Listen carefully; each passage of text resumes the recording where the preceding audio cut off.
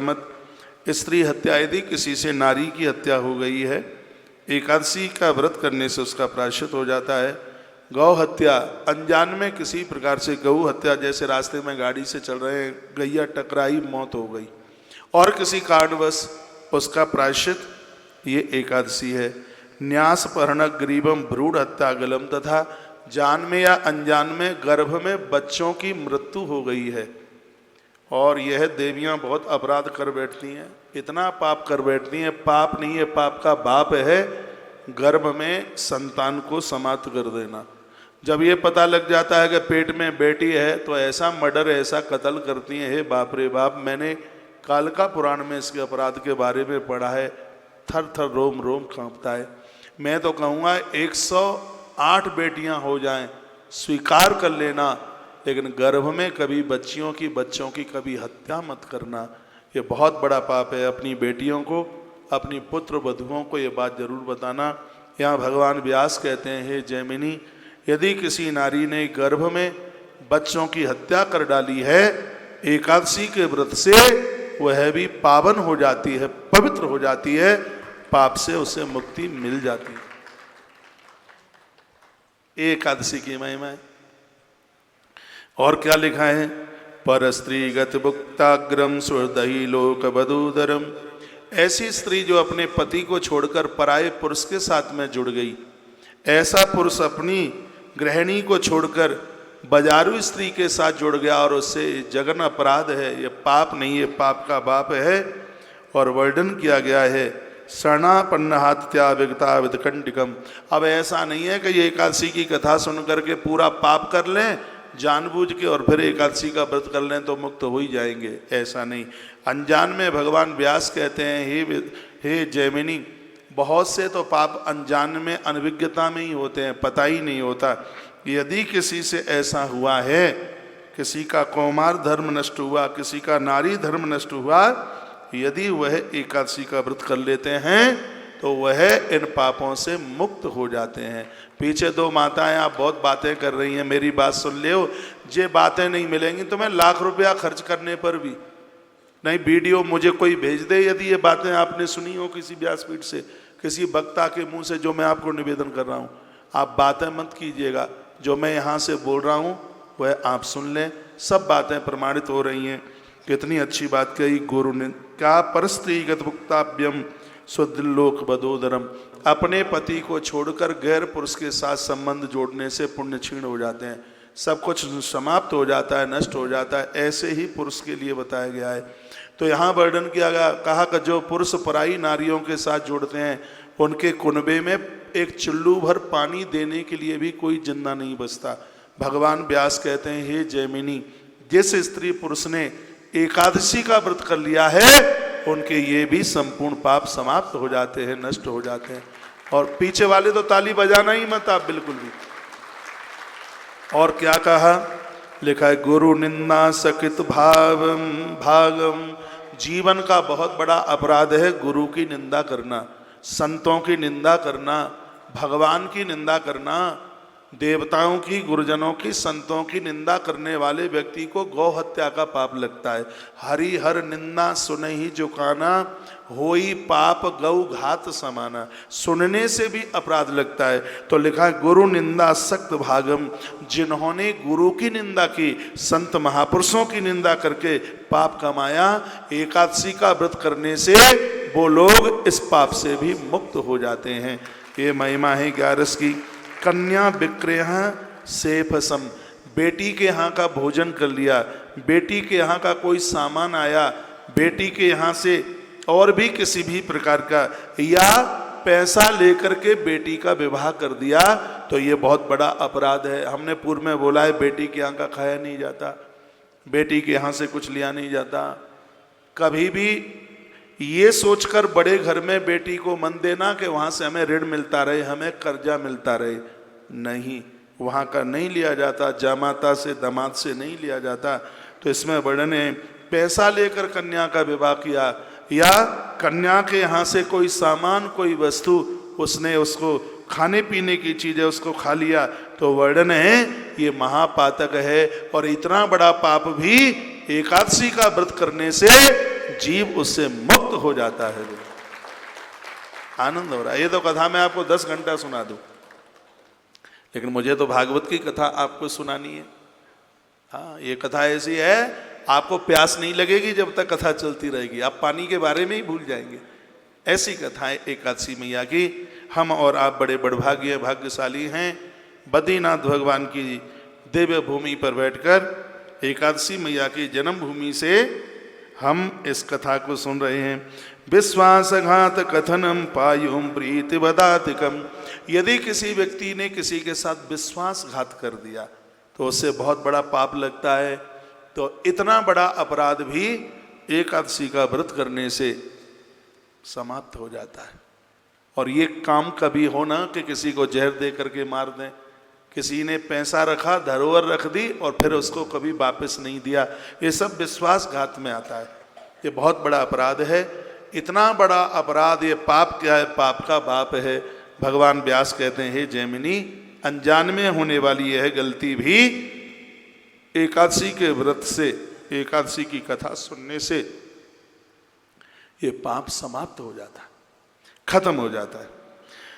फिर का उपपातक रोमाणम महाकार्यम भयंकरम।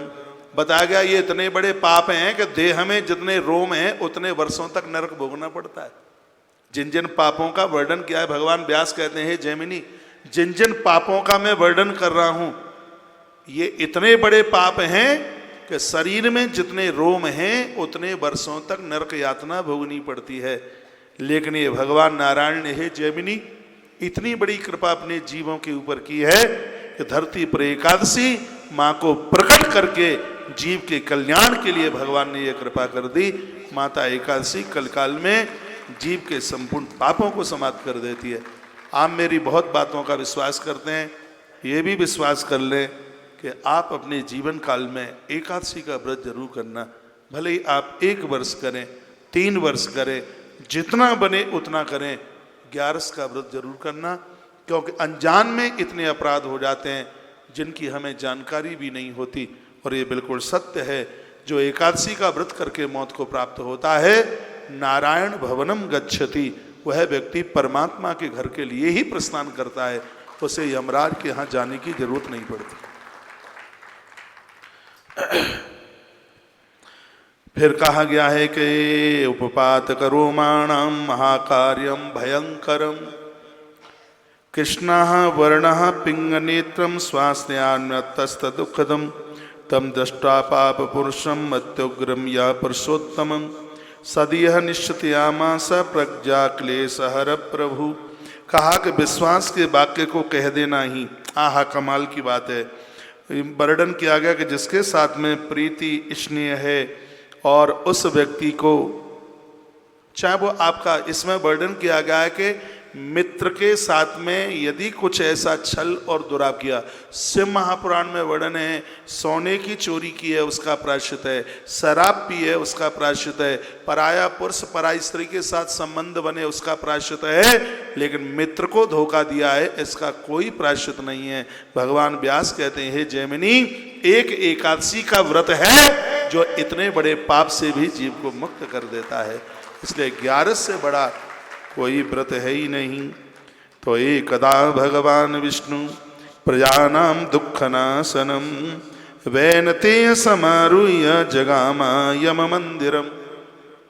एक दिन की बात थी, गरुण जी भगवान नारायण के पास पहुंचे, चरणों में वंदन किया, प्रणाम किया। भगवान ने बैठने को जगह दी और गरुण को कहा, बताइए कैसे हो तुम? तो गरुण की आंख में आंसू आ रहे थे। गरुड़ ने कहा, भगवान मैं बहुत बड़ा दुखी हूँ। कैसे दुखी हूँ? कि आपके भक्तों को लेने के लिए मैं जाता हूँ तो अपनी पीठ पर बिठा कर लेकर के आता हूँ। मैं अपनी आँखों से देखता हूँ मृत्यु लोक में जीव इतना कष्ट में है, इतना परेशानी में है कि मुझसे उनका कष्ट देखा नहीं जाता। हे भगवान, ऐसा कोई उपाय है क्या कि ये जीव इन कष्टों से बच जावे? भगवान ने कहा, हाँ, उसका बस एक ही उपाय है, लेकिन वो अभी संभव नहीं है, लेकिन कुछ समय के बाद संभव हो जाएगा। तो पूछा, वो कैसे? भगवान नारायण ने कहा कि मृत्यु लोक में एक मुर नाम का दैत्य प्रकट हुआ है और उसने लोगों को बड़ा परेशान किया है। देवता भी उससे बहुत ज़्यादा परेशान हैं। अभी कुछ समय पहले कैलाश पर एक मंत्रणा हुई थी, हे गरुण, मैं भी उस मंत्रणा में गया था, तो वहाँ ये बात रखी गई थी कि मुर नाम के दैत्य का कैसे वध किया जाए जिससे देवता ठीक से जीवन जी सकें। तो वहाँ भगवान शंकर ने मुझे आदेश दिया है कि तुम उस निशाचर को वध करो। तो मैं तैयारी कर रहा हूँ, मैं मृत्युलोक में पहुँचूंगा, मुर नाम के दैत्य के साथ मेरा युद्ध होगा, लेकिन मेरे लिए उस दैत्य को जीतना बड़ा मुश्किल होगा। मेरी देह से एक देवी प्रकट होगी, उसका नाम होगा एकादशी, उसके माध्यम से मैं उस दैत्य को जीतूंगा। गरुण, उस समय मेरा नाम मुरारी होगा और मैं उस एकादशी को वरदान दूंगा कि जो तेरी आराधना साधना उपासना करेंगे मृत्यु लोक में, उन्हें लेने के लिए मेरा गरुण देव धरती पर जाएगा, तुम्हारी पीठ पर वह लोग चल करके आएंगे। आनंद कर दिया, ये बात इसमें लिखी है। और वह घटना यहीं की है, मार्गशीर्ष के महीने की घटना थी। हजारों वर्षों तक भगवान का युद्ध हुआ और ये राक्षस कैसे भी मरने में आ नहीं रहा था। भगवान विश्राम के लिए बद्रीनाथ के क्षेत्र में एक गुफा में प्रवेश कर गए। इतने में यह व्यक्ति उस गुफा में प्रवेश करके आया और इसने भगवान को जैसे ही ललकारा, उसी समय भगवान नारायण के दिव्य विग्रह से एक देवी प्रकट हो गई है और उसने इस राक्षस को खत्म कर दिया। भगवान का नाम मुरारी हुआ। परमात्मा ने इसको वरदान दिया, हे देवी, तुम्हारा ध्यान करने से पांचों ज्ञानेंद्रिय, पांचों कर्मेंद्रिय 10 और मन एकाग्र चित्त हो जाएंगे, इसलिए लोग तुमको एकादशी के नाम से जानेंगे। जो तुम्हारा व्रत करेंगे उनका उद्धार, उनका पाप कल्याण, उनका उद्धार आत्म कल्याण होगा और तुम्हारा व्रत करने वाले लोगों के हृदय से पाप पुरुष है वो बाहर निकल करके चला जाएगा, अंदर पाप रहेगा ही नहीं। यह भगवान ने कहा।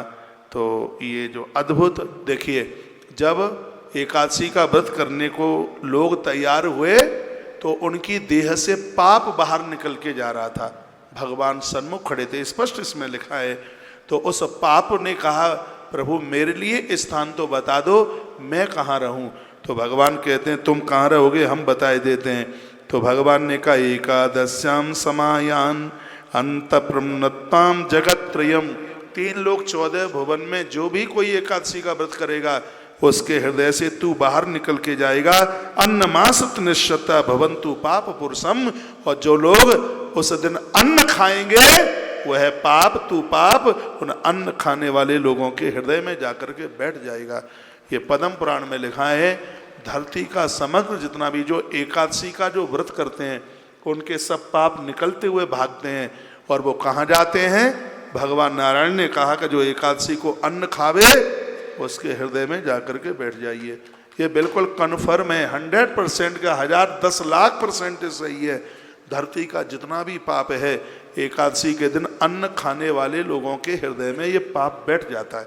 भगवान बोले हैं ना, प्रभु ने ये स्पष्ट कह दिया। भगवान ने कहा, अन्नमाश्रमस्तिष्ठम भवंतम पाप पुरुषम।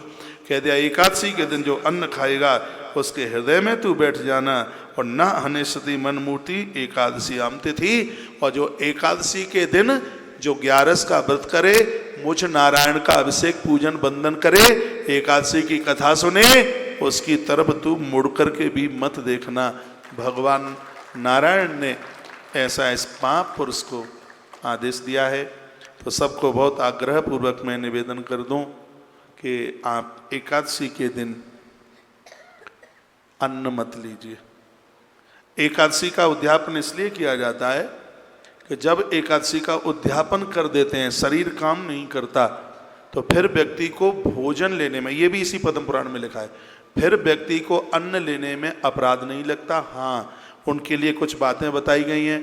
एकादशी के दिन कच्ची रसोई न लें, रोटी ना खाएं एकादशी को, दाल ना खाएं, चना ना खाएं, मसूर ना खाएं, कांसे के बर्तन को प्रयोग में ना लें, तेल को भी प्रयोग में ना लें, चावल तो किसी भी प्रकार से लेना ही नहीं है, मटर मसूर इन सब चीज़ों को मना कर दिया है। सब भगवान नारायण ने ही ये विधि बनाई है। हाँ, यदि एकादशी के दिन, ये उनके लिए है जो एकादशी का उद्यापन कर बैठे हैं वो पराठा ले सकते हैं, वो पूड़ी ले सकते हैं, ये उनके लिए दाल चावल ये सब चीज़ें बिल्कुल निषेध हैं।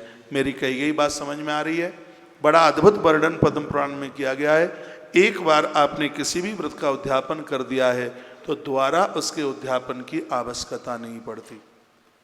तो 3 वर्ष में जिसमें एक आध बार अधिक मास पड़ जाए तो एक बार आप उसका उद्यापन कर दें, फिर उसके बाद फिर आप व्रत करते रहिएगा।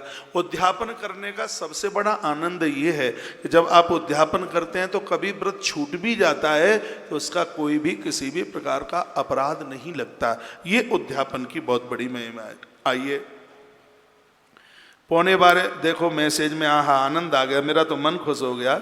बद्रीनाथ धाम में पहुंचकर इतनी सुंदर कथा सुना रहे हैं, आपके लिए करोड़ों करोड़ों बार प्रणाम और धन्यवाद। मैं भी आपको धन्यवाद देता हूं क्योंकि आप सुन रहे हैं, इसलिए आनंद हो रहा है।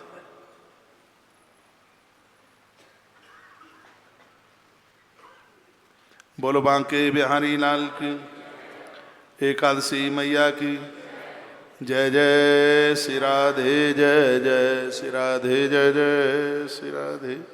आइए कुछ हम एकादशी महात्म्य और 26 एकादशियों की कथा आपको फटाफट से सुना दूं। नारद जी ने पूछा महादेव जी को, अरे महादेव एकादशी का महात्म्य सुना रहे। नारद जी और महादेव के बीच की चर्चा है। नारद जी ने पूछा, हे महादेव जी, आप महाद्वादशी एकादशी के व्रत को महाद्वादशी व्रत के नाम से जाना जाता है। और पूर्व में मैंने बहुत बार बोला है, वह एकादशी इतनी प्रभावशाली हो जाती है जैसे एकादशी में द्वादशी आकर के लग जाए। हमने और आपने जो आज निर्जला एकादशी की है इसमें द्वादशी आकर के लग रही है, इसलिए एकादशी बहुत श्रेष्ठ है अपने आप में। आपसे बन जाए तो 3:25 से पहले आप अपना पारण कर लेना। यदि इस समय में आप ना कर पाएं तो 5:27 से पहले आप कर ही लेना, तो ये आपकी एकादशी अपने आप में अनंत गुना हो जाएगी। सूर्य उदय होने से पहले 5:28 पर सूर्य उदित होगा, उससे 1 मिनट पहले आप जल में तुलसी पहले से रख लीजिए। कल रविवार है, कल तो तुलसी टूटती नहीं है, तो आज ही आप अपने कमरे में, यदि आप गंगा जी भी नहाने को जाते हैं, तप्त कुंड जाते हैं, तो इतना जल्दी वहाँ पहुँच नहीं पाएंगे। पहले अपने कमरे में स्नान कर लो, नहा लो और पारण कर लो, उसके बाद फिर डुबकी लगा लेना, जा करके फिर दर्शन कर लेना। मैं तो ऐसा ही करूँगा। मैं 3:15 बजे नहा करके पहले अपना पारण करूँगा, उसके बाद अलकनंदा नहाऊँगा, फिर भगवान के दर्शन करूँगा। कल का प्रोग्राम ऐसा है ये, तो ऐसा आप भी कर सकते हैं।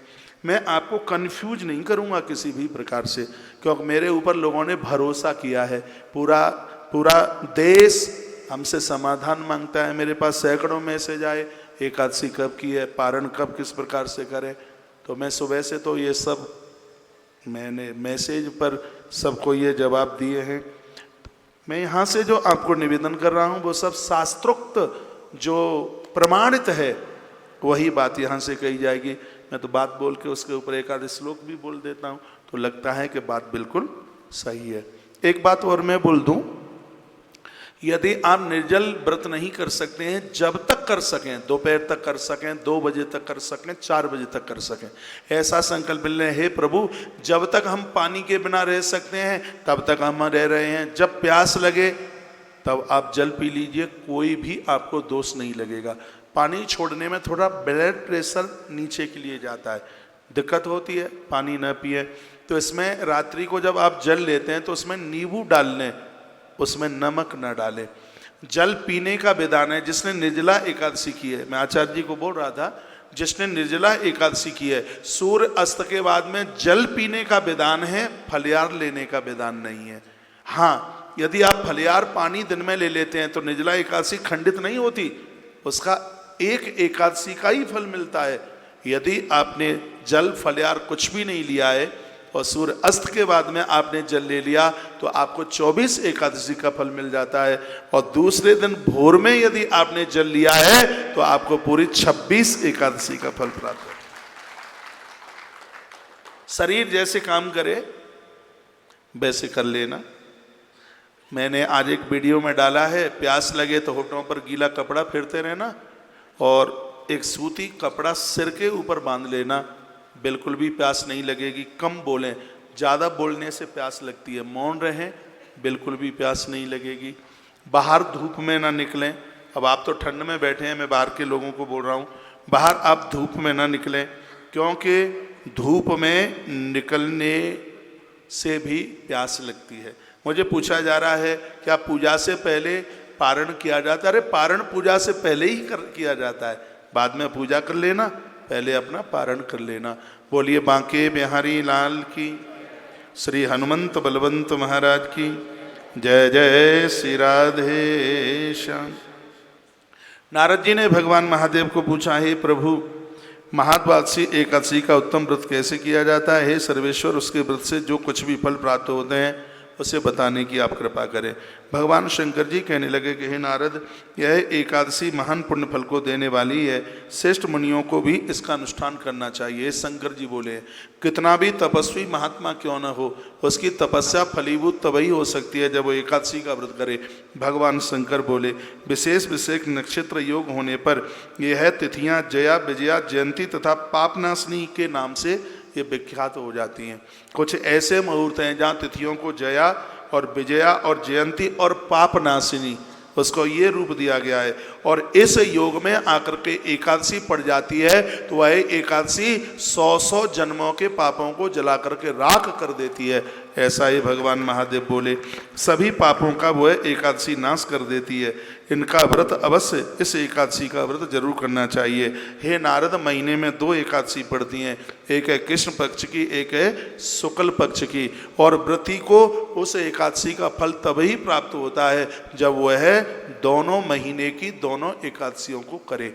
भगवान शंकर बोले, बहुत लोगों को जानकारी नहीं होती है, शुक्ल पक्ष की एकादशी कर लेते हैं, लेकिन भगवान महादेव ने कहा है कि महीने में पड़ने वाली दोनों ही एकादशी का व्रत होना चाहिए।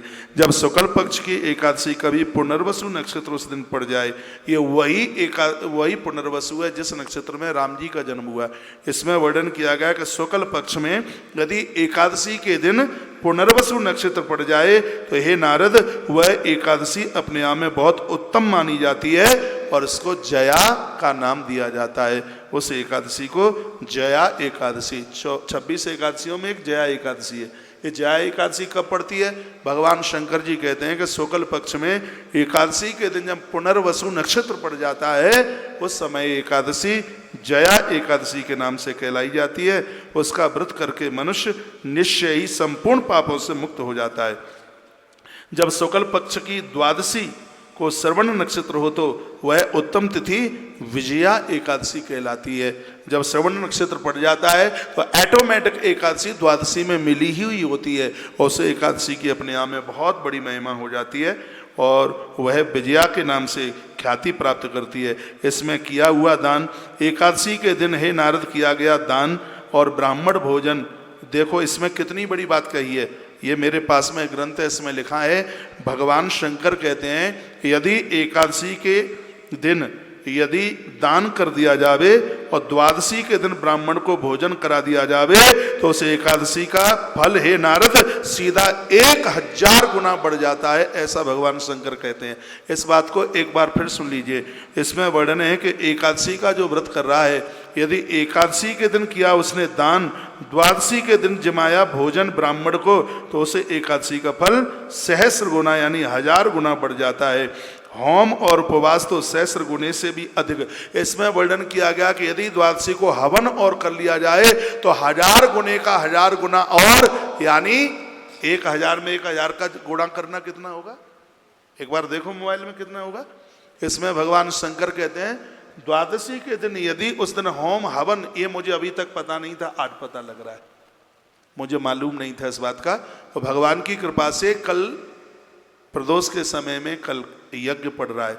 भगवान कहते हैं, शंकर जी कहते हैं कि द्वादशी के दिन जिस समय एकादशी का जिस दिन पारण होता है उस दिन यदि उसमें हवन यज्ञ और हो जाए तो 1000 का 1000 गुना उसका फल एकादशी का और प्राप्त हो जाता है। लाख के ऊपर चला जाएगा। हाँ हाँ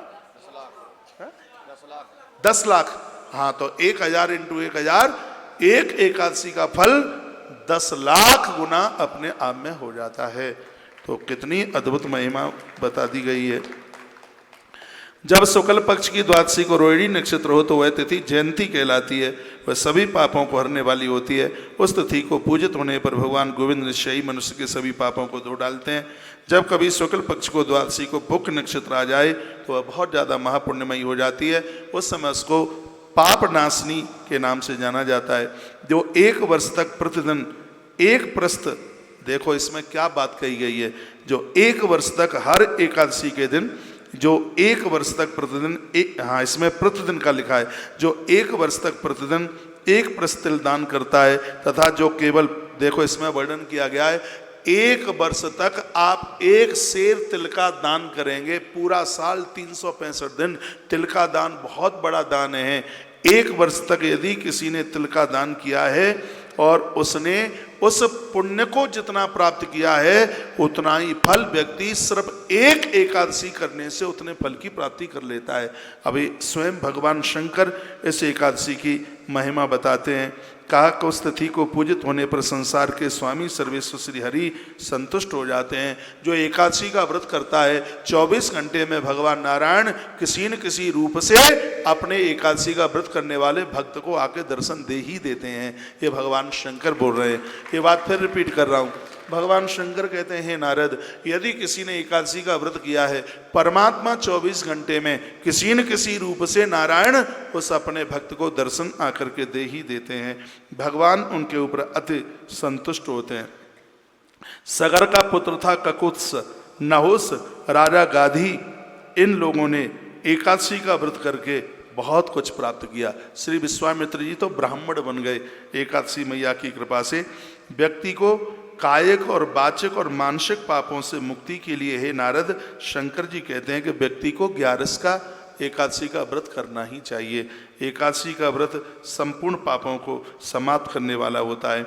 एकादशी के दिन स्नान, दान, जप, होम, स्वाध्याय और देव पूजा, ये लिख लें आप, यदि आप लिख ही रहे हैं तो। एकादशी के दिन स्नान, दान, जप, होम और स्वाध्याय और देवताओं का पूजन, ये बहुत ज़्यादा फलदायी होता है और इसकी महिमा हजारों गुना बढ़ जाती है। युधिष्ठिर ने भगवान श्री कृष्ण को जब पूछा था तो भगवान ने कहा था, हे कुंती नंदन, हेमंत ऋतु में जब परम कल्याणमयी मार्गशीर्ष मास आवे तब उसके कृष्ण पक्ष की द्वादशी तिथि में यदि एकादशी पड़ जाती है तो वो बहुत ज़्यादा अति श्रेयस्कर होती है। लेकिन ये बहुत कम हो पाता है। जब एकादशी द्वादशी में पड़ जाए तो हे युधिष्ठिर, उसकी महिमा बहुत ज़्यादा हो जाती है। व्यक्ति को विधिपूर्वक एकादशी का व्रत, उद्यापन, पूजन ये करना चाहिए। दृढ़तापूर्वक उत्तम व्रत का पालन करने वाला शुद्ध चित्त स्त्री पुरुष दशमी को सदा एक ही बार भोजन ले, ये भगवान श्री कृष्ण कहते हैं। यदि 2 बार ले लेता है तो अपराध कुछ भी नहीं है। 1 बार लेगा तो एकादशी की महिमा बहुत ज़्यादा बढ़ जाएगी, ऐसा कृष्ण युधिष्ठिर को बता रहे हैं। दशमी की शाम को आप भोजन ले लेते हैं, अपराध बिल्कुल भी नहीं है। यदि दशमी की शाम को भोजन नहीं लिया है तो एकादशी की महिमा बहुत ज़्यादा बढ़ जाती है, ऐसा वर्णन किया गया है। ताली बजाना मन, नजर लग जाएगी आपको, बिल्कुल मेरे बांके बिहारी लाल नजर तो लग जाएगी। आनंद ले लो कथा का।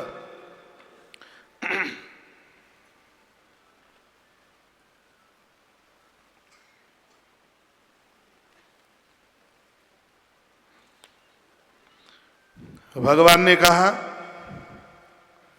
एकादशी का व्रत करने वाले लोगों के लिए रात में भोजन न करें तो कुंती नंदन ज्यादा अच्छी बात है।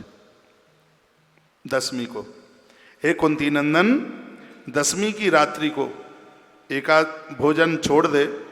एकादशी को प्रातःकाल व्रत करने वाला स्त्री पुरुष व्रत का नियम का संकल्प ले, मानसिक संकल्प ले कि हे प्रभु, जो यह है हम एकादशी का व्रत कर रहे हैं आपकी प्रसन्नता के लिए कर रहे हैं, हमसे कोई गलती ना हो ऐसी आप कृपा करना। फिर कहा गया कुएं के जल में या नदी के जल में वो स्नान करे। बावली में स्नान करना, पोखर में स्नान करना और नदी में स्नान करना सबसे उत्तम स्नान माना गया है, वर्णन किया गया। इसमें वर्णन किया गया यदि नदी तालाब कुछ भी ना मिले तो एक घड़े में रात को पानी भर दे, घड़े में रात को पानी भर दे और सुबह उसी घड़े के पानी से, मटके के पानी से नहा ले, तो उसके लिए वह जल तीर्थ का जल धारण कर लेगा। यह आपको नहीं पता होगा, सुन ले। मिट्टी के घड़े में रात्रि को पानी भर दें और उस घड़े से सुबह स्नान कर लें, वह जल तीर्थ के जल के बराबर हो जाता है, भगवान बोले। और कहा गया, जहाँ जल में खड़ा होने पर जल जंतुओं को पीड़ा होती है, ऐसे स्थान पर नदी में स्नान करना अपराध है। जहाँ पर मछलियाँ मर रही हैं, कीड़े मकोड़े मर रहे हैं, हे युधिष्ठिर, नदियों में ऐसी जगह पर खड़े होकर के स्नान न करें। जल को छान कर शुद्ध कर लें और उस जल से भगवान को स्नान कराएं। हे पांडव श्रेष्ठ, घर पर भी स्नान करने की विधि है, वो ही है मटके का जल। तीर्थ का जल हो तो उसमें डाल लें। अश्वक्रांते रथक्रांते विष्णु क्रांते वसुंधरे मृतके हर में पापम येन मया पूर्व संचितम। हे वसुंधर, तुम्हारे ऊपर प्रार्थना की जाती है धरती माता को। जब आसन लगा करके बैठा जाता है तो धरती माता को प्रणाम किया जाता है। हे वसुंधरे, तुम्हारे ऊपर अश्व और रथ चला करते हैं। भगवान विष्णु ने भी 52 अवतार धारण करके तुम्हें अपने पैरों से नापा। हे माता, मैंने पूर्व काल में जो भी पाप किया है, आज मेरा चरण तुम्हारे ऊपर है। हे माँ, मैं तुम्हारे ऊपर अपना चरण रखे हूँ। हे माँ, मुझे आज क्षमा करना, माफ करना। ऐसी प्रार्थना धरती माता से की जाती है। व्रती पुरुष को चाहिए कि वो एक चित्त होकर के क्रोध और लोभ का परित्याग करके इस व्रत को करे। स्पष्ट है कि इस एकादशी के व्रत में भगवान कृष्ण सुना रहे हैं, इस एकादशी के व्रत में यदि क्रोध चल करके आ गया है, लोभ की वृत्ति बनी है, काम चल करके आ गया, तो व्यक्ति को पुण्य तो मिलता नहीं। हे युधिष्ठिर, उसको अपराध का भागीदार और बनना पड़ता है। स्त्री पुरुष को एकादशी के दिन बहुत दूर रहना चाहिए। संसार की वासना भूल करके भी ना आ जाए, नहीं तो व्यक्ति अपराध का भागीदार हो जाएगा। हे युधिष्ठिर, पाखंडी, मिथ्यावादी, ब्राह्मणों का निंदक, अगम्या स्त्री के साथ गमन करने वाला, दुराचारी, पर्दनहारी, परस्त्रीगामी और शराबी एकादशी का व्रत करने वाले लोगों को, इन लोगों से बात नहीं करनी चाहिए, इनसे वार्ता ना करें। भगवान केशव की पूजा करके उन्हें नैवेद्य भोग लगाए। भगवान नारायण को तुलसी चढ़ाना, तुलसी की परिक्रमा करना बहुत ज़्यादा विशेष है और सर्व प्रकार से धर्मशास्त्रों में वर्णन किया गया है। मनोरंजन का कोई भी ऐसा कार्य न करे। हे नपश्रेष्ठ, भक्ति युक्त होकर एकादशी का व्रत करने वाले लोगों को रात्रि के 12 बजे तक जागना ही चाहिए। वह भगवान नाम कीर्तन करें, ब्राह्मणों को दक्षिणा दें, प्रणाम करें, द्वादशी के दिन उन्हें भोजन कराएं और उनसे क्षमा मांगें। उन्हें कहें कि आप भगवान के परकर हैं, प्रभु से प्रार्थना कर दें, हमने एकादशी का व्रत किया है, अनजाने में यदि कोई अपराध हो गया है तो प्रभु हमें माफ़ कर दें, मुक्त कर दें। ऐसा वर्णन है। जिस प्रकार से कृष्ण पक्ष की एकादशी है, वैसे ही शुक्ल पक्ष की एकादशी है। कृष्ण कहते हैं, हे युधिष्ठिर, दोनों एकादशी के पुण्यों में कोई भी अंतर नहीं है। ऐसा नहीं है कि शुक्ल पक्ष की एकादशी से ज़्यादा पुण्य मिलता हो और कृष्ण पक्ष की एकादशी से कम पुण्य मिलता हो। हे युधिष्ठिर, दोनों एकादशियों के पुण्य समान हैं, उनकी फलश्रुति में कोई अंतर नहीं है, ऐसा भगवान कृष्ण बोले। बात समझ में आ रही है? एक बार जयकारा लगाइए, बोलो बांके बिहारी लाल जय हो। श्री हनुमान जी महाराज की जय हो। जय जय श्री राधे जय जय श्याम। धरती के जितने भी व्रत उपवास हैं, एकादशी के व्रत के 16वें हिस्से के भी बराबर नहीं है। प्रवास क्षेत्र में, प्रवास क्षेत्र है जहाँ सोमनाथ भगवान है, प्रवास क्षेत्र में जो भी कोई चांद्रायण व्रत करता है, सूर्य ग्रहण के अवसर पर कोई कुरुक्षेत्र में जाकर के बहुत बड़ा दान करता है, केदार क्षेत्र में जल पीने से पुनर्जन्म नहीं होता। केदार खंड में एक जगह है, केदारनाथ में गौरी कुंड, वर्णन किया गया है कि स्वयं भगवान कृष्ण कहते हैं केदार क्षेत्र में जल पीने से पुनर्जन्म नहीं होता। एकादशी का भी महात्म्य ऐसे ही समझ लेना चाहिए। जो 11 का व्रत करता है उसका भी पुनर्जन्म नहीं होता, वो नारायण के चरणों में जाकर के वह मिल जाता है। जब वह धरती पर आकर के जन्म लेता है तो एकादशी का व्रत करने वाला जीव माता के गर्भ में किसी भी प्रकार का कष्ट नहीं भोगता। ये 11 की महिमा। यहाँ पर वर्णन है जो बेटियाँ एकादशी का व्रत करती हैं, वर्णन है जो बेटियाँ एकादशी का व्रत करती हैं ससुराल पहुंचकर अच्छा घर वर उन्हें प्राप्त होता है। जब वो गर्भ में संतान को धारण करती हैं तो हे युधिष्ठिर उनके गर्भ में संतान की मृत्यु नहीं होती और संतान को तकलीफ नहीं होती। ये बहुत बड़ी बात कही है। गर्भवास में पलने वाली संतान को कष्ट नहीं होता, इसलिए अविवाहित कन्याओं को भी 11 का एकादशी का व्रत करना चाहिए। पृथ्वी पर अश्वमेध यज्ञ का जो फल है उससे 100 गुना ज़्यादा फल एकादशी का व्रत करने से प्राप्त होता है। अश्वमेध यज्ञ का सबसे बड़ा फल बताया गया है, लेकिन अश्वमेध यज्ञ से भी 100 गुना ज़्यादा फल एकादशी का व्रत करने से है, ऐसा भगवान श्री कृष्ण बता रहे हैं। कहते हैं जिसके घर में तपस्वी एवं श्रेष्ठ ब्राह्मण भोजन करते हैं, 1 वर्ष तक एक ब्राह्मण को रोज आप भोजन कराते हैं, ये बहुत बड़ी बात है। 365 दिन तक एक ब्राह्मण को आपने नित्य भोजन कराया, उससे जितना पुण्य प्राप्त होता है वह सिर्फ एक एकादशी का व्रत करने से उतने फल की प्राप्ति हो जाती है। पूरा साल भर कर लिया तो ये तो बहुत बड़ी बात है, सिर्फ एक एकादशी का व्रत करने से 1 वर्ष ब्राह्मण को भोजन कराने पर जितना फल प्राप्त होता है उतने फल की प्राप्ति हो जाती है। बात समझ में आ रही है थोड़ी बहुत कि मैंने कहीं स्पीड तो नहीं पकड़ ली है ज़्यादा? एक बार जयकारा लगाएं, बोलो बांके बिहारी लाल श्री हनुमंत बलवंत महाराज की जय। जय श्री राधे, जय जय जय जय श्री राधे। एकादशी व्रत करने वाले को अवश्य, आहा कमाल कर दिया, एकादशी का व्रत करने वाले व्यक्ति को 4 वेद पढ़ने का फल प्राप्त होता है। एकादशी का व्रत करने वाले व्यक्ति को ब्राह्मणों को गोदान, गैया का दान करने का फल प्राप्त होता है, इसमें वर्णन किया गया है। और इस प्रकार व्रती को ये संपूर्ण फल प्राप्त हो जाते हैं जो देवताओं के लिए भी दुर्लभ हैं। मृत्यु लोक में लोग 11 का व्रत करके उतना फल प्राप्त कर लेते हैं। रात को भोजन कर लेने पर उससे आधा पुण्य प्राप्त होता है। अब सुन लीजिएगा, इसमें वर्णन है दिन भर किसी ने एकादशी करी और सूर्य अस्त के बाद में रात में यदि उसने भोजन कर लिया तो उसको एकादशी का 50% आधा फल प्राप्त होता है। ये शायद नई जानकारी है, भगवान श्री कृष्ण युधिष्ठिर को बता रहे हैं। और ये नारद पुराण के अंतर्गत जो 11 की महिमा का वर्णन है वो बीच में मैं आपके बीच में रख रहा हूँ। भगवान श्री कृष्ण कहते हैं युधिष्ठिर, यदि किसी को ऐसी उसके पास सामर्थ्य नहीं है कि वो 24 घंटे का एकादशी का व्रत कर सके तो दिन में वो एकादशी का व्रत कर ले और रात्रि में यदि वो एक बार भोजन कर लेता है तो उसको उस एकादशी का आधा फल उसको भी प्राप्त होता है, ऐसा भगवान वर्णन कर। तो ये भी भगवान ने बड़ी अच्छी सुविधा कर दी है। हाँ, दिन में व्रत कर लो, यदि नहीं बनता है तो सूर्य अस्त के बाद में, सूर्य अस्त के 24 मिनट के बाद, ये भी वर्णन है सूर्य अस्त के। आज भी यदि रात को आप जल लेते हैं, पानी लेते हैं, तो सूर्य अस्त जितने बजे हुए उसके 24 मिनट के तत्पश्चात में ही आप जल जब लें तो उसमें तुलसी पत्र डाल दें।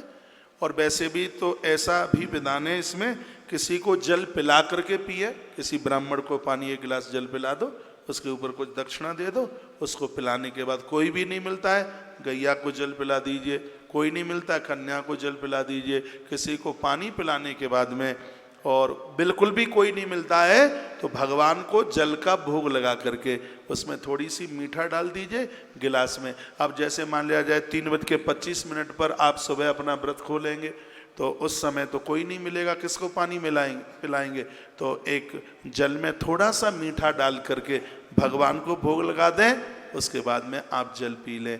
बड़े बड़े विधानों का वर्णन किया है, आनंद हो रहा है इस कथा को गाने में। तो वर्णन किया गया कि एकादशी का व्रत करने वालों को बड़ा पुण्य फल प्राप्त होता है और जो देवताओं के लिए भी अति दुर्लभ है। फिर कहा गया दिन में एक बार भोजन कर लेने से देहधारियों को नक्त भोजन का, देखो अब इसमें वर्णन किया गया है, जिसने दिन में एकादशी का व्रत, जिसने एकादशी वाले दिन उसने व्रत नहीं किया, उसने सिर्फ एकादशी के दिन एक ही बार भोजन किया है।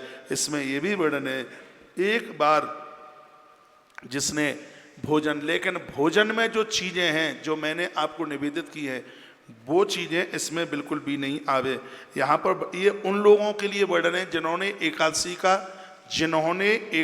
का व्रत किया और उसके बाद में उन्होंने उद्यापन किया और उसके बाद वो एकादशी नहीं कर पाते हैं, उनके लिए एक बार भोजन की बात भगवान श्री कृष्ण ने कही, 2 बार नहीं, एक बार उनके लिए भोजन। ये यहाँ पर लिखा हुआ है, भगवान श्री कृष्ण इस बात के लिए बोल रहे हैं। कहते हैं, भगवान कहते हैं कि उसको नक्त व्रत कहते हैं। एकादशी को उपवास नहीं करता व्यक्ति तो उसके लिए तीर्थ भी उतना प्रभाव नहीं उसको दिखा पाते। वर्णन किया है, हे पांडव श्रेष्ठ, तुम इस व्रत का अनुष्ठान करो। हे कुंती नंदन, यह व्रत बड़ा गोपनीय है एवं उत्तम व्रत है जिसका मैंने तुमसे वर्णन किया। हजारों यज्ञों का अनुष्ठान भी एकादशी व्रत की तुलना में कमजोर है, ऐसा भगवान बोले। युधिष्ठिर ने पूछा, भगवान पुण्यमयी एकादशी तिथि कैसे उत्पन्न हुई? जो मैंने अभी आपके बीच में बता दी है। ऐसे ऐसे मुर नाम के दैत्य का उद्धार भगवान के द्वारा हुआ है और उसके बाद जो देवी प्रकट हुई थी उसी को माता एकादशी के नाम से जाना गया। ये महिमा बताई गई। बोलिए भक्तवत्सल भगवान की, श्री हनुमान जी महाराज की जय जय। श्री राधे। आचार्य जी 26 एकादशियों की कथा आप सुना दें। सबसे पहले मार्ग शीर्ष में शुक्ल पक्ष की एकादशी है, उसका नाम है मोक्षदा एकादशी, जो अगेन के महीने में पड़ती है। ये शुक्ल पक्ष में है। और उससे पहले जो कृष्ण पक्ष में पड़ती है एकादशी, लोग वैसे तो इसमें वर्णन है कि फूस के महीने को छोड़ करके और चैत्र के महीने को छोड़ करके और वर्ष में जो भी एकादशी है तब से आप एकादशी का व्रत शुरू कर दें। जो पहली बार व्रत कर रहे हैं वो आज से एकादशी का व्रत आरंभ कर दें और यह एकादशी जीवन को आनंद से बिल्कुल भर देगी। तो एक बार जयकारा लगाइए, बोल बांके बिहारी लाल की जय हो, हनुमान जी महाराज की जय हो, जय जय श्री श्री राधे। राधे। तो अगहन मास की जो पहली एकादशी है उसको उत्पन्ना एकादशी के नाम से जानते हैं। वो एकादशी है उत्पन्ना एकादशी। और जो उत्पन्ना एकादशी से व्रत करते हैं तो उसकी बड़ी महिमा का वर्णन किया गया है। तो ये उत्पन्ना एकादशी तो इस प्रकार से जो मैंने आपको बताई दी है कि एकादशी कैसे प्रकट हुई। अब है मार्गशीर्ष शुक्ल पक्ष की मोक्षदा एकादशी, इसका महात्म सुन लें। आचार्य जी बोले हैं, लोग हम सुन ही लेते हैं।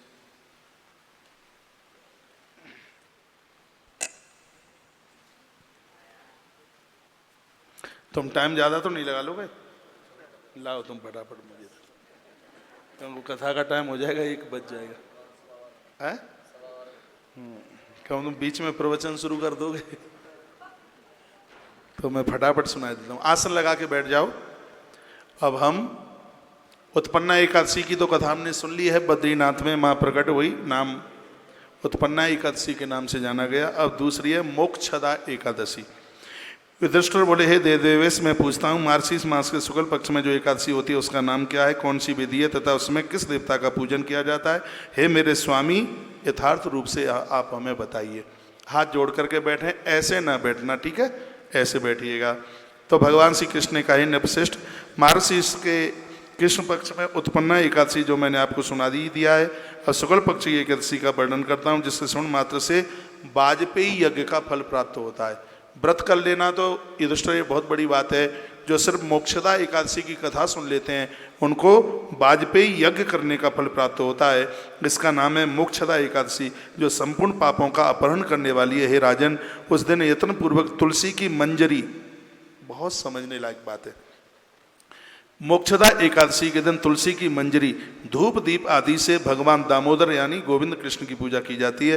पूर्वोक्त विधि से ही जो दशमी के दिन अन्न छोड़ने की बात कही गई है, ये नियम वही है। मोक्षा एकादशी बड़े बड़े महापातकों को नाश कर देती है। इसमें यदि रात्रि को आधी रात तक जागरण किया जाए, नृत्य गीत स्तुति की जाए, भगवान अति प्रसन्न होते हैं। जिसके पितर पापवश नीच योनि में गिर पड़े हैं और जो मुक्ति को प्राप्त नहीं हो रहे हैं, इस मोक्षदा एकादशी के दिन दान पुण्य करने से वह पुरखे मोक्ष को प्राप्त हो जाते हैं। इसमें तनिक भी है दुष्ट संशय नहीं है। पूर्व काल की बात है, वैष्णवों में विभूषित परम रमणीक चंपक नगर में एक बैकानस नाम के राजा राज करते थे। वह अपनी प्रजा का पुत्र की भांति पालन करते थे। इस प्रकार राज्य करते हुए राजा ने एक दिन रात को सपने में अपने पितरों को नीच योनि में पड़े हुए देखा। उन सबको इस अवस्था में देख करके राजा बैखानस बहुत परेशान थे। राजा के मन में बड़ा विस्मय हुआ और प्रातःकाल ब्राह्मणों से उन्होंने उस स्वप्न के बारे में पूरी बात कही। राजा ने कहा कि हे ब्राह्मणों, मैंने अपने पितरों को नरक में गिरते हुए देखा है। वे बारंबार रोते रोते मुझसे कह रहे हैं, तुम हमारे तनुज हो, बेटे हो, इसलिए इस नरक समुद्र से हम लोगों का उद्धार कर दो। इस रूप में मुझे पितरों का दर्शन हुआ है, इससे मैं बहुत बेचैन हूँ। क्या करूँ, कहाँ जाऊँ, मेरा हृदय फट रहा है। हे ब्राह्मणों, यह व्रत और तप योग जिससे मेरे पूर्वज मुक्ति को प्राप्त हो जाए, ऐसा कोई उपाय बताइए। तब ब्राह्मणों ने कहा, हे राजन, यहाँ से निकट ही पर्वत मुनि का एक महान आश्रम है। वे भूत और भविष्य के बहुत बड़े वक्ता हैं। हे नृपश्रेष्ठ, आप उन्हीं के पास, महात्मा पर्वत बड़े अच्छे महात्मा, उनके पास जाइए। ब्राह्मणों की बात सुनकर महाराज राजा बैखानस शीघ्र ही पर्वत मुनि के आश्रम पर गए। वहाँ उन्होंने उस मुनि श्रेष्ठ को पूरी बात बताई, दंडवत प्रणाम किया और राजा ने पूरी बात बताई। तब राजा ने कहा, हे स्वामी, ऐसी ऐसी बात है, मेरे पूर्वज दुर्गति को प्राप्त हो रहे हैं, उनके लिए आप कोई उपाय बताएं। तब धर्मराज दुष्टर से भगवान श्री कृष्ण कहते हैं कि मुनि ने ये बात सुनकर के शीघ्र ही कहा कि आज से ठीक तीसरे दिन इस अगहन मास के शुक्ल पक्ष में मोक्षदा एकादशी आने वाली है और तुम अपने पूर्वजों के निमित्त संकल्प लेकर के इस एकादशी का व्रत करो और दूसरे दिन द्वादशी के दिन तुम 26 ब्राह्मणों को भोजन करा दो, तुम्हारे पूर्वज मुक्त हो जाएंगे। राजा ने 3 दिन के बाद उसी आश्रम पर यह व्रत किया और द्वादशी के दिन 26 ब्राह्मणों को भोजन कराया। इतने में देखा एक सुंदर से विमान पर बैठे हुए उसके पुरखे फूलों की वृष्टि कर रहे हैं और कहते हैं, बेटा, एकादशी की महिमा से हम भगवान के घर के लिए प्रस्थान कर रहे हैं। भगवान श्री कृष्ण कहते हैं, पापों को नष्ट कर देने वाली, मृत्यु को सुधार देने वाली ये मोक्षदा एकादशी है। मैंने ग्रंथों में ही पढ़ा है, एकादशी का व्रत करने के बाद में यदि द्वादशी को ब्राह्मण का भोजन कराया जाए तो उस एकादशी की इतनी बड़ी महिमा हो जाती है। द्वादशी को आप ब्राह्मण को भोजन कराते हो तो कभी एकादशी का उद्यापन भी ना हो पाए और बीच में ही दुनिया छोड़ के ऊपर चले जाएं तो एकादशी खोटी नहीं मानी जाती। कभी आप जगन्नाथपुरी जाएं तो एक छोटे से मंदिर में एकादशी मैया उल्टी लटक रही है। मैंने बहुत वर्षों पहले वहाँ के किसी पुजारी को पूछा, ये माँ एकादशी उल्टी मंदिर में कैसे है? तो उन्होंने कहा, लोगों ने एकादशी का व्रत किया और उद्यापन नहीं किया, उसका कष्ट माँ एकादशी को भोगना पड़ रहा है। वही पुजारी बता रहे थे, यदि किसी के माता पिता यदि एकादशी का व्रत करते हुए पधार गए हैं तो उनके बच्चों को चाहिए कि वो अपने माता पिता के निमित्त एकादशी के व्रत का उद्यापन करा दें। वहाँ के पुजारी जी ने ये बताया। नारद पुराण में वर्णन है कि जो द्वादशी को एकादशी करके द्वादशी को ब्राह्मण का भोजन करा देते हैं, यदि कहीं वो एकादशी का उद्यापन भी नहीं करा पाते तो उनकी एकादशी पूर्ण सफल मानी जाती है, उन्हें कोई दोष नहीं लगता। इसलिए तो तुलसीवन आश्रम ने नारद पुराण पढ़ करके ही तो ये ऐसा संकल्प लिया कि जितने भी एकादशी करने वाले भक्त लोग हैं तुलसीवन आश्रम में पूरे वर्ष भर पूर्णमासी, अमावस्या और दोनों द्वादशी का भंडारा 3511, शायद इस समय 3711, 3711, उसमें दक्षिणा के सहित ऐसा कुछ व्यवस्था रखी गई है जिसमें बड़ा अद्भुत भंडारा होता है और बहुत आनंद होता है। तो इसके साथ आप भी आश्रम के संग जुड़ सकते हैं और जो आज एकादशी का व्रत कर रहे हैं कल से ही उनका भंडारा सुनिश्चित हो जाएगा। वह बात स्वयं भगवान श्री कृष्ण अपने मुख से कहते हैं कि द्वादशी को ब्राह्मणों को भोजन कराने के तत्पश्चात मोक्षदा एकादशी का यह प्रभाव था कि राजा बैखानस के जितने पूर्वज थे वो सब भगवान के धाम के लिए चले गए। बोलिए मोक्षदा एकादशी मैया की। अब है फूस मास की एकादशी है, इसका नाम है सफला एकादशी।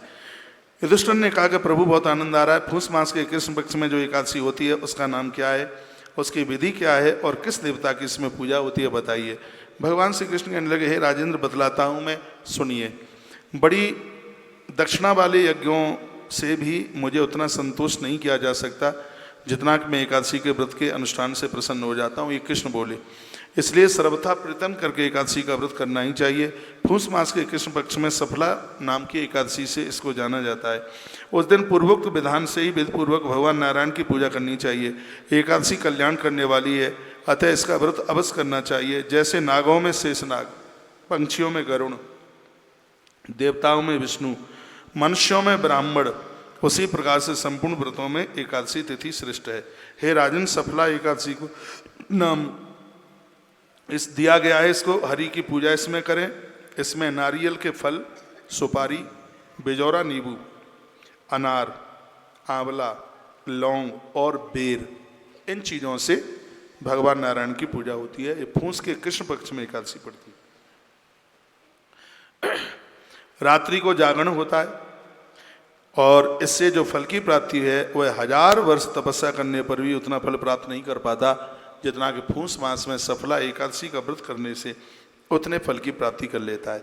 कथा सुनाई है नृपश्रेष्ठ। अब सफला एकादशी की शुभकारिणी कथा सुनिए। चंपावती नाम से विख्यात एक पुरी है जो कभी राजा माहिष्मति की राजधानी थी, वर्तमान समय में जिसको मंडला के नाम से जानते हैं। तुलसीवन आश्रम ने एक बड़ी सुंदर गौशाला मंडला की धरती पर, जो माँ नर्मदा का किनारा है, वहाँ गौशाला बनाई है। ये माहिष्मति नगरी उसी का नाम है। बाद में यहाँ मंडल मिश्र नाम के ब्राह्मण हुए थे। शंकराचार्य भगवान से शास्त्रार्थ यही हुआ था। पहले इसका नाम था माहिष्मति नगरी, लेकिन जब से यहाँ मंडल मिश्र का जन्म हुआ तब से इस नगरी का नाम मंडला हुआ है। उसी का वर्णन यहाँ किया गया है। हे राजसी, उस राजा के 5 पुत्र थे। उनमें से जो बड़ा था वह सदा पाप कर्म में लगा रहता था। परस्त्रीगामी, वैश्या में आसक्ति उसकी थी। उसने पिता के धन को सब समाप्त कर दिया। वह सदा दुराचार प्राण तथा ब्राह्मणों का निंदक था। वैष्णव और देवताओं में भी हमेशा वो दोष देखता था, निंदा करता था। अपने पुत्र को ऐसा पापाचारी देखकर राजा माहिष्मति ने अपने राजकुमारों में उसका नाम लुम्बक रख दिया, और दूसरे शब्दों में इसको कहते हैं लंपट, ऐसा नाम रख दिया और उसको घर से बाहर निकाल दिया। संपूर्ण धन समाप्त हो गया। एक दिन जब वह चोरी करने के लिए नगर में आया तो रात में पहरे देने वाले सिपाहियों ने इसको पकड़ लिया, किंतु जब उसने अपने राजा माहिष्मत का पुत्र बतलाया तो सिपाहियों ने इसे छोड़ दिया।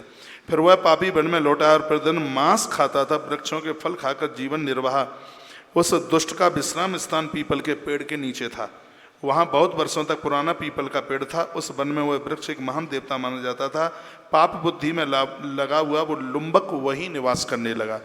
बहुत दिनों के पश्चात एक दिन किसी संचित पुण्य के प्रभाव से उसके द्वारा एकादशी के व्रत का पालन भूल से हो गया। कुछ भी मांस कुछ खाने को मिला नहीं उसको, तो उसको ये व्रत धोखे से हो गया।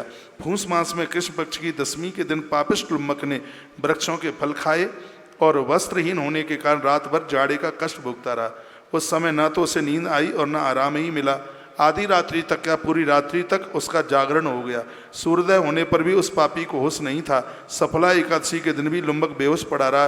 दोपहर होने पर उसे चेतना प्राप्त हुई। फिर इधर उधर दृष्टि डालकर वह आसन से उठा और लंगड़े की भांति पैरों से बार बार लगड़ाता हुआ वन के भीतर गया। वह भूख से दुर्बल पीड़ित हो रहा था। हे राजन, उस समय उस लुम्बक ने बहुत से फल लेकर ज्यों ही विश्राम स्थान पर लौटा त्यों ही सूर्यदेव अस्त हो गए। तब उसने वृक्ष की जड़ में बहुत से फल निवेदित कर दिए। इन फलों से लक्ष्मीपति भगवान संतुष्ट हो गए। जो सफला एकादशी के दिन पीपल देवता की पूजा करता है, इस लुम्बक की तरह उसके सभी पाप जल जाते हैं। इस प्रकार अनायास ही पीपल की पूजा हो गई, एकादशी का व्रत हो गया। आकाशवाणी हुई है, राजकुमार तुम सफला एकादशी के प्रसाद से राज्य और पुत्रों को प्राप्त करोगे। बहुत अच्छा कहकर उसने वह वरदान स्वीकार कर लिया। इसके बाद उसका रूप दिव्य हो गया। तब से उसकी उत्तम बुद्धि भगवान विष्णु के चरणों में लग गई। दिव्य आभूषणों को शोभा से संपन्न होकर अकंटक राज्य उसने किया। 15 वर्षों तक वह राज्य का संचालन करता रहा। उस समय भगवान श्री कृष्ण की कृपा से उसके मनमोहक नाम का एक पुत्र हुआ, मनोज्ञ नाम का पुत्र हुआ। जब वह बड़ा हो गया तब लुम्बक ने तुरंत ही राज्य की ममता को छोड़कर और उस बच्चे को गद्दी का मालिक बनाकर जितने दिनों तक वह रहा, जीवित वर्षों तक रहा, उसने एकादशी का व्रत किया। सफला एकादशी के प्रभाव से स्वयं भगवान नारायण का विमान आया। उस पर आरूढ़ होता हुआ लुम्बक भगवान के धाम के लिए चला गया।